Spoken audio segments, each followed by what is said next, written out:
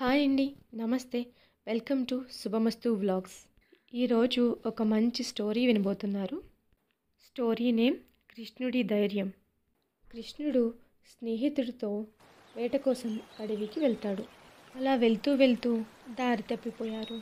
కృష్ణుడి స్నేహితుడు చాలా భయపడిపోతూ ఉంటాడు.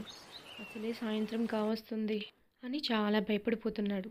అప్పుడు కృష్ణుడు, ఈ రాత్రికి ఇక్కడే పడుకుని ఉదయాన్నే బయలుదేరి వెళ్దాం, నువ్వేం భయపడకు, నేనున్నాను కదా అని స్నేహితుడికి ధైర్యం చెప్తాడు.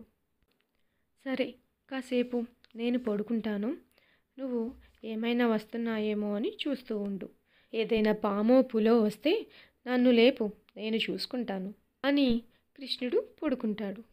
స్నేహితుడేమో చాలా భయపడుతూ అటు ఇటు ఏమైనా వస్తున్నాయేమో అని భయపడుతూ చూస్తూ ఉంటాడు.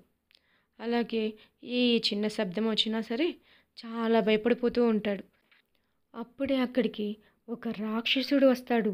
ఆ రాక్షసుల్ని చూసి ఆ కృష్ణుడి స్నేహితుడు ఇంకా చాలా భయపడిపోతాడు. అప్పుడు ఆ రాక్షసుడు ఇంకా పెద్దగా అయిపోతాడు.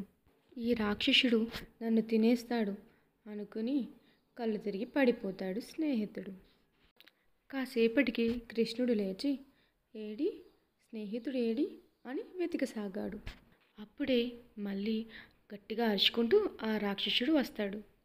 వెంటనే కృష్ణుడు, ఏ ఏ ఎవరెక్కడా, ఎవరు నువ్వు అని బిగ్గరుగా భయపడకుండా అరవగానే ఆ పెద్ద రాక్షసుడు చిన్నగా అయిపోతాడు.